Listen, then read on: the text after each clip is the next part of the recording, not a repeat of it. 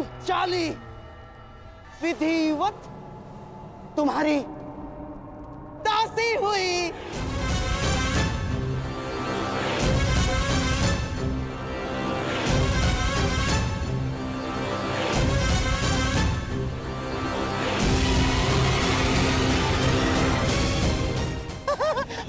ना, मेरा श्वास, मेरा ध्यान, मेरी आस, मेरा अभ्यास है तू दुर्योधन। हाँ मामा, हाँ मामा।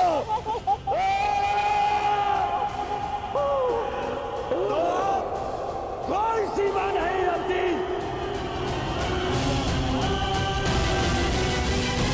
तुम जाकर अभी इसी क्षण दासी द्रौपदी को हमारी सेवा में प्रस्तुत करो। जाके कहो उस अभिमानी द्रौपदी से कि उसके नए स्वामी दुर्योधन ने उसे अपनी सेवा में पुकारा है। अभी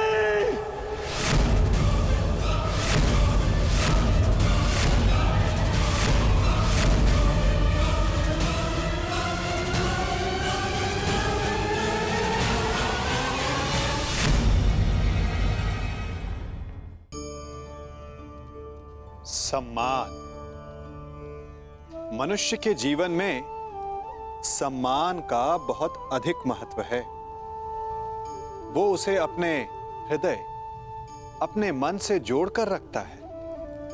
कदाचित इसीलिए हम शत्रु के सम्मान पर चोट पहुंचाते हैं ताकि उसे पीड़ा पहुंचाई जा सके।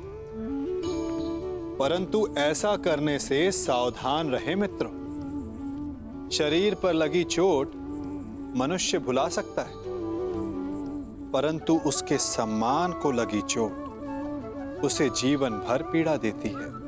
और स्त्री के मान सम्मान पर लगी चोट उसे उस सीमा तक ले जाती है जहां उसे केवल प्रतिशोध दिखाई देता है। यदि अपने शत्रुओं को जीतना है तो प्रेम से जीतिए, अपने कर्मों से जीतिए। उन्हें अनुभव करवाइए कि उनसे भूल हुई है। किसी के सम्मान को ऐसी चोट ना पहुंचाइए कि वो आपका नाश करने पर उतर आए। स्मरण रखें, किसी का अपमान करके आपके हृदय को कदाचित थोड़ा संतोष आ जाए, परंतु उस अपमान से आप कई हृदयों को आघात पहुंचाते हैं और अपने लिए एक शत्रु और बढ़ा लेते हैं। जाके कहो उस अभिमानी द्रौपदी से कि उसके नए स्वामी दुर्योधन ने उसे अपनी सेवा में पुकारा है। रुको प्रतिकामी। सभा का नियम था कि कोई भी राज स्त्री सभा में उपस्थित नहीं होगी। पांचाली कुलवधू है, उसे यहां आने की अनुमति नहीं। पितामह, कदाचित आप भूल रहे हैं कि पांचाली ना तो सम्राज्ञी है अब, और ना ही कुरुवंश की कुलवधू। वो मात्र एक दास पत्नी है। बस करो दुर्योधन, बस करो। अधिक अनर्थ करने का प्रयत्न किया तो उसका परिणाम कहीं भयावह न हो। महामहिम, नियम ये था कि कोई राष्ट्रीय सभा में नहीं आएगी, परंतु दासी को सेवा के लिए सभा में आने का नियम सभी ने स्वीकार किया था। गांधार नरेश, अपनी सीमा में रहो। कहीं ऐसा न हो कि मैं अपनी सीमा भूल जाऊं। शकुनी ठीक कह रहा है ताछरी। अब यदि द्रौपदी पुत्र दुर्योधन की दासी है तो उसे सेवा के लिए सभा में बुलाने का अधिकार दुर्योधन को है। नियम अधर्म को रोकने के लिए बनाए जाते हैं महाराज, अनर्थ और अधर्म करने के लिए नहीं। अपने इस पुत्र को रोकिए, कहीं ऐसा ना हो कि मैं इसे नाश करने की प्रतिज्ञा ले बैठूं। एक और प्रतिज्ञा लेने से पूर्व ताछरी अपनी उस प्रतिज्ञा का स्मरण कीजिए जो आपने वर्षों पूर्व ली थी। वो प्रतिज्ञा जो आपको हस्तिनापुर के सिंहासन से बांधती है। वो प्रतिज्ञा जो आपको मेरा विरोध करने से रोकती है। यदि ऐसा है तो ठीक है, मैं आपका विरोध नहीं कर सकता, परंतु मैं इस अनर्थ का भाग नहीं बन सकता। यह अधिकार मुझे है, इसलिए मैं इसी समय इस सभा का परित्याग करता हूं। महामहिम, प्रतिज्ञा जो आपने की थी हर परिस्थिति में गुरुकुल का साथ देने की, प्रतिज्ञा जो आपने की थी कि हर निर्णय में महाराज धृतराष्ट्र का साथ देने की, वो ही प्रतिज्ञा आपको इस सभा का त्याग करने के लिए भी रोकती है महामहिम। क्या आज आप अपना वचन तोड़ना चाहते हैं महामहिम? चाहे तो आप स्वयं अपने धर्म का वध कर सकते हैं, परंतु जब तक महाराज धृतराष्ट्र आपको आज्ञा नहीं देते तब तक आप इस सभा का त्याग नहीं कर सकते।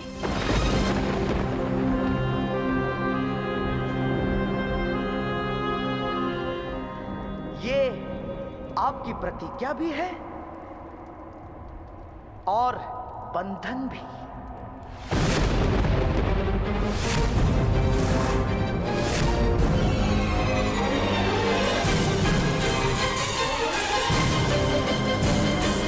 आज प्रथम बार मुझे ये प्रतीत होता है कि कदाचित मुझे ये प्रतिज्ञा नहीं लेनी चाहिए थी। जिस इच्छा मृत्यु को मेरे पिता ने मुझे वरदान स्वरूप भेंट किया था, वह श्राप प्रतीत होती है।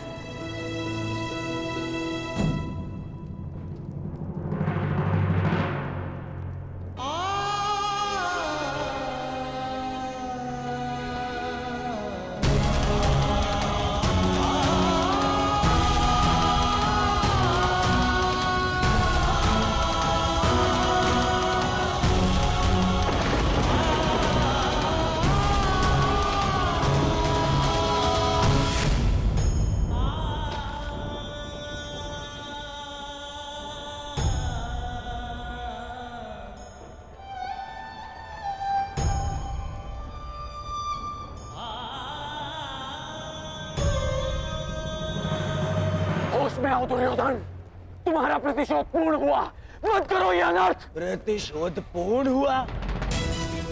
प्रतिशोध तो अभी आरंभ हुआ है मित्र, और अब इसके मध्य में तुम्हें भी नहीं आने दूंगा। मित्र,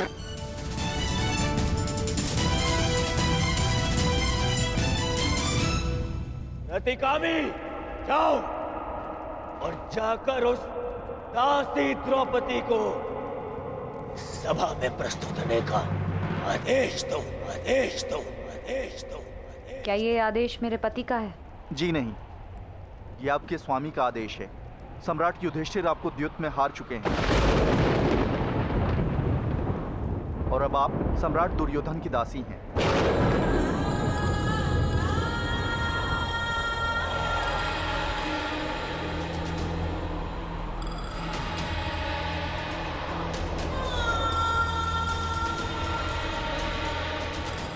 पहले ये बताओ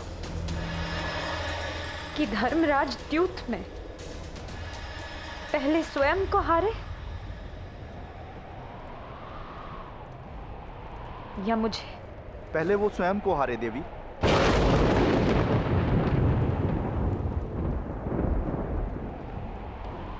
तो फिर जाओ और जाकर पूछो सभा में, जो व्यक्ति स्वयं को दांव पर लगाकर हार चुका हो, क्या उसे किसी और को दांव पर लगाने का अधिकार है?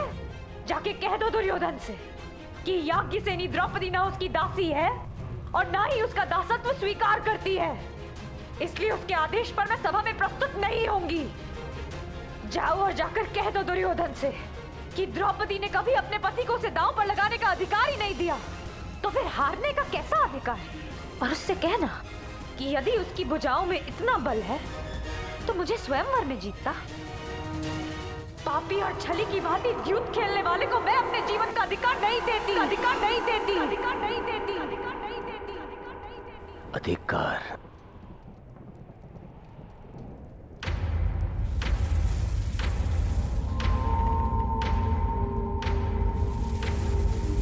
अधिकार दुशासन,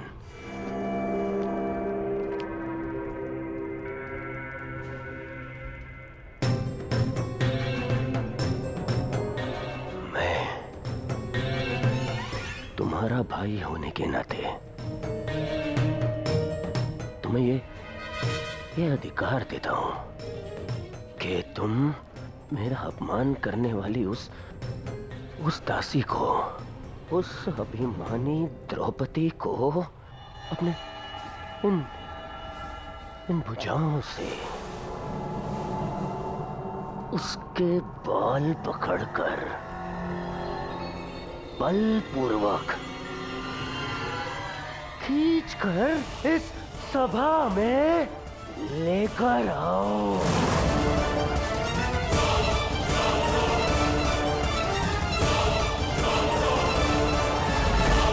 उस दासी को यहाँ लेकर आओ। नहीं दुर्योधन, नहीं। दुशासन, ऐसा मत करना।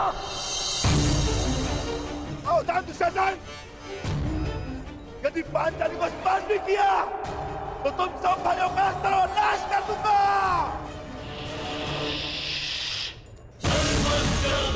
कौन रहो बैल भीम, मत भूलो के तुम सब दास हो और दासों का धर्म उसके स्वामी के विरुद्ध बोलने की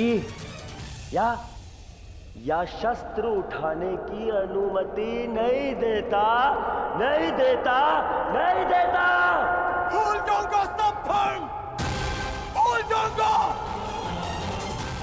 और विनाश कर दूंगा तुम सबका, विनाश कर दूंगा। यदि अपने ज्येष्ठ के वचनों का निरादर करना है तो जाओ, हम आपको स्वतंत्र करते हैं?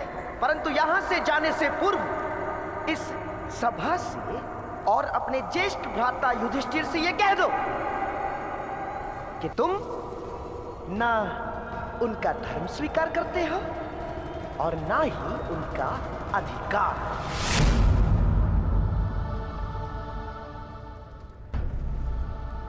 दुशासन, मौन एक भांति स्वीकृति होती है।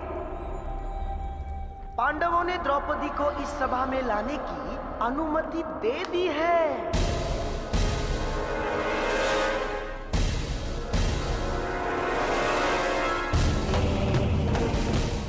खींच कर बालों से, हाँ, जाओ, जाओ दुशासन,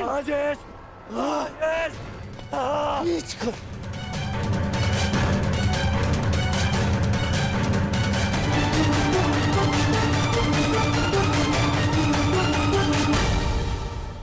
महारानी, आप यहाँ से निकलिए और अपने सम्मान की रक्षा कीजिए। कुमार दुशासन को आपको बलपूर्वक लाने का आदेश दे दिया गया है। और वहाँ चल हट यहाँ से।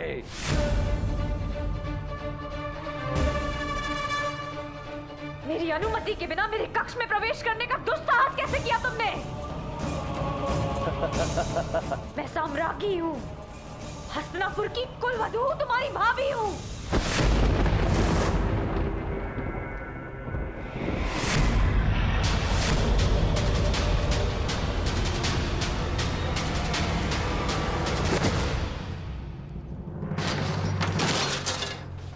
दुष्ट! इतना बड़ा अपमान भूल मत कि मैं याज्ञसेनी द्रौपदी हूँ। अपने सम्मान की रक्षा करना मुझे भली भांति आता है। न तुझ में इतना साहस है और न उस नीच दुर्योधन में कि मुझे दासी बनाकर अपने समक्ष प्रस्तुत कर सके। अग्नि की शिखा को बांधा नहीं जा सकता दुशासन। और यदि साहस है तो कुरुवंश की कुलवधू को महारानी की उपस्थिति में ले जाने का प्रयत्न करो।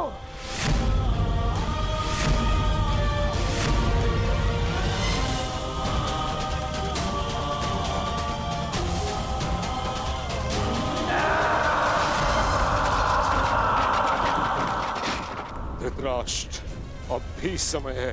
पुत्र मोह में इतने भी अंधे मत हो जाओ। इस अनर्थ को रोक लो।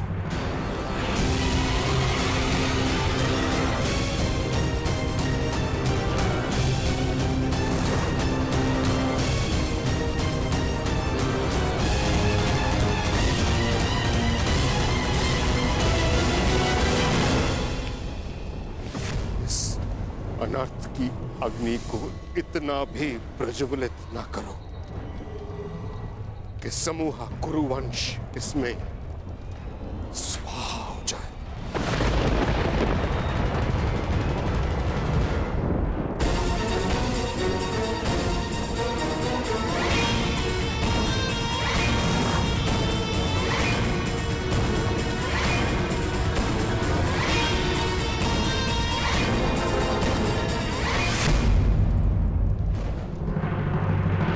दासियों के मस्तक पर चूड़ामणि शोभा नहीं देती।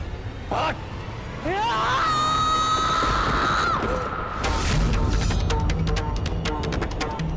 परंतु वीरांगना के हाथ में खड़ग अवश्य शोभा देता है। दुष्ट दुशासन!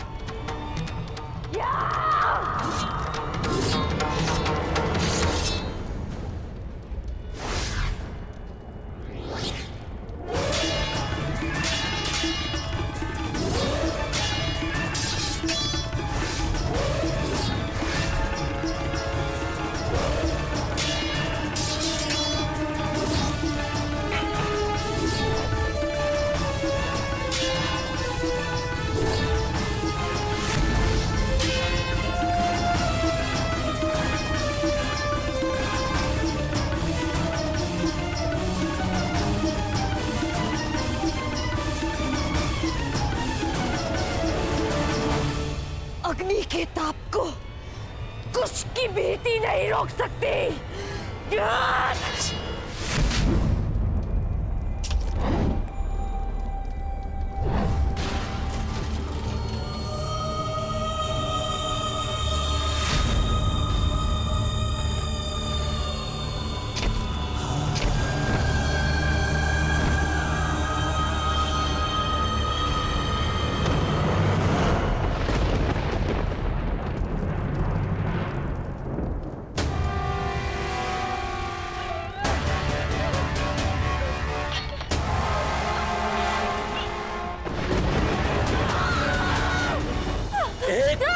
तुझे क्यों समझ में नहीं आती दासी कि तेरा प्रतिकार जितना बढ़ेगा तेरे अपमान की पीड़ा उतनी ही बढ़ेगी।